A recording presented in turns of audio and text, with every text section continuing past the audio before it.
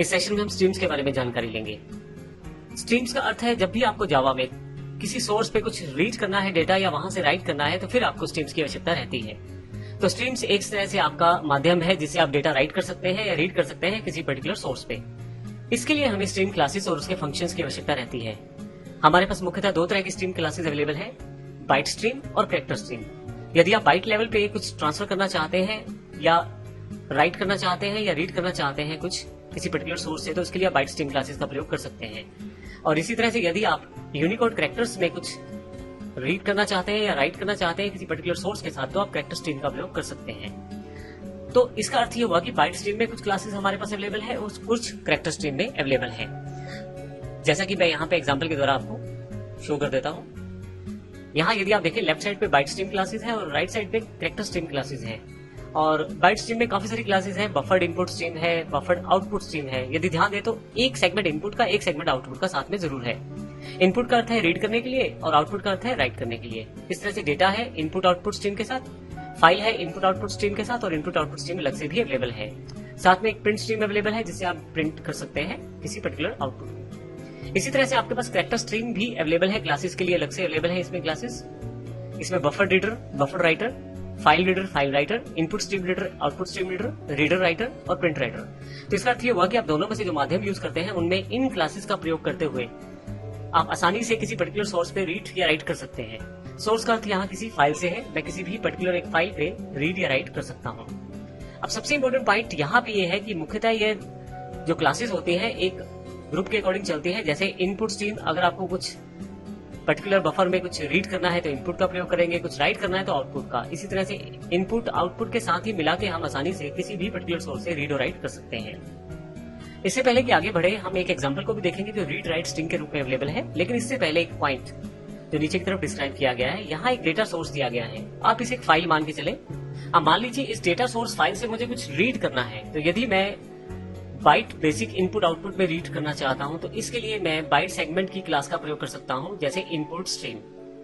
Input stream से मैं bite base पे आसानी से कुछ भी रीड कर सकता हूं इस डेटा सोर्स पे, जो ये एरो भी रिफ्लेक्ट कर रहा है। और इसी तरह से यदि मैं कैरेक्टर स्ट्रीम की कोई रीड क्लास का प्रयोग करता हूं कुछ भी डेटा को रीड करने के लिए, तो उसके लिए मेरे पास रीडर क्लास यहाँ अवेलेबल है। इसके लिए मैं यहाँ से देखिए ये दोनों एरो यही शो कर रहे हैं कि अगर आपको कोई डेटा रीड करना है तो आप रीडर क्लास का प्रयोग करके रीड कर सकते हैं। तो इसका अर्थ ये हुआ कि अगर आप कोई डेटा रीड करना चाहते हैं तो बाइट स्ट्रीम से आप इनपुट स्ट्रीम क्लासेस का प्रयोग कर सकते हैं और कैरेक्टर स्ट्रीम से रीडर क्लासेस का। तो इस तरह से आप आसानी से रीड कर सकते हैं किसी भी सोर्स से। लेकिन मान लीजिए अगर आपको राइट करना है तो उसका क्या प्रोसेस है। राइट करने के लिए आपके पास आउटपुट स्ट्रीम अवेलेबल है।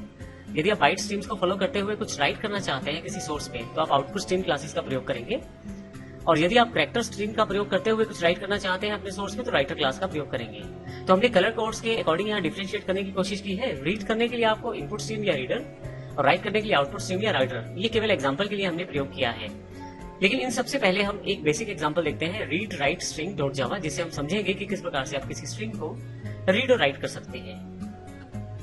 यहाँ यदि आप देखें तो लेफ्ट साइड में जो प्रोग्राम्स की लिस्ट दी गई है, यहाँ से मैं रीड राइट स्ट्रिंग डॉट जावा को डबल क्लिक करके ओपन कर लेता हूँ। यह बिल्कुल सिंपल एग्जांपल बनाया गया है जिसमें हमने इनपुट स्ट्रीम रीडर का प्रयोग किया है, जो कि बाइट स्ट्रीम की क्लासेस के अंदर आता है। अब यहाँ सबसे पहले मैंने इनपुट आउटपुट के पैकेज को यहाँ पे कॉल किया है इंपोर्ट स्टेटमेंट के द्वारा। डॉट स्टार का अर्थ है कि जो भी इस पैकेज में क्लासेस हैं उन सबसे रिलेटेड जो भी फंक्शनैलिटीज हैं मेरे पास इस प्रोग्राम में अवेलेबल हो जाए। मेरी क्लास का नाम रीड राइट स्ट्रिंग है। स्टैटिक वॉइड मेन में मैं आता हूँ और यहाँ एक एक्सेप्शन थ्रो की गई है। जैसे मैंने पहले भी बताया था, अगर आपके किसी पर्टिकुलर कोड से कोई एरर आने की संभावना है, कोई एक्सेप्शनल एरर आ सकता है उस कोड से, तो ऐसी एरर्स को संभालने के लिए आप कुछ एक्सेप्शंस को थ्रो कर सकते हैं, जिसमें हमने यहाँ पे थ्रो किया है इनपुट आउटपुट एक्सेप्शन को। अब यहाँ पे प्रोग्राम के अंतर्गत हमने क्या किया है, एक स्ट्रिंग एस लिया है, एक इनपुट स्ट्रीम रीडर क्लास बनाई है जिससे हम कुछ रीड करने वाले हैं। लेकिन रीड कहां से करने वाले हैं, इसके लिए हमने जब इस क्लास के ऑब्जेक्ट को इनिशियलाइज किया है तो कंस्ट्रक्टर में हमने सिस्टम डॉट इन को पास किया है। सिस्टम डॉट इन क्या है, जो भी आप कीबोर्ड से इनपुट देंगे सिस्टम डॉट इन के द्वारा पिक की जाएगी और वही इनपुट इस इन ऑब्जेक्ट में स्टोर की जाएगी।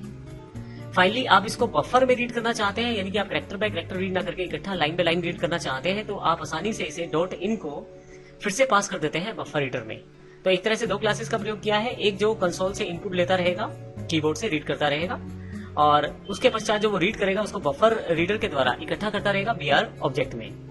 फाइनली बीआर उस पूरी की पूरी लाइन को रीड लाइन मेथड के द्वारा रीड कर लेगा और उसे एक एस वेरिएबल में स्टोर कर देगा, जो कि मेरे पास स्ट्रिंग वेरिएबल पहले से मैंने डिक्लेयर करवाया है, और फाइनली इसे प्रिंट कर दिया जाएगा। अगर मैं इसको एग्जीक्यूट करूं प्रोग्राम को, तो आपको यहाँ नीचे की तरफ कुछ भी आउटपुट नजर नहीं आ रहा, लेकिन अब मैं कुछ यहाँ टाइप करना शुरू करता हूँ।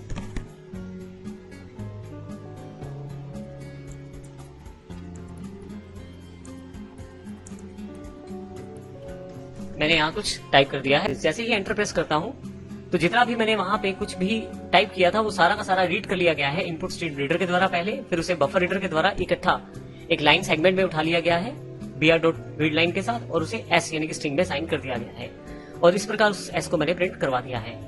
तो इस प्रकार आप आसानी से कीबोर्ड से रीड और राइट कर सकते हैं। यहाँ पे हम अभी एग्जाम्पल जो हमने लिया है दोनों एग्जाम्पल्स को वर्कआउट करता है। सबसे पहले हमने कीबोर्ड से इनपुट प्राप्त किया है इनपुट स्ट्रीम रीडर के साथ, फिर बफर रीडर के साथ हमने उसको इकट्ठा किया है एक तरह से, और फाइनली फिर उसे स्ट्रिंग के फॉर्मेट में प्रिंट करवाया है। तो इस सेशन में हमने सिंपल स्ट्रिंग को देखा कि किस प्रकार हम रीड और राइट कर सकते हैं। नेक्स्ट सेशन में हम बात करते हैं फाइल्स के साथ किस प्रकार से काम किया जा सकता है। धन्यवाद।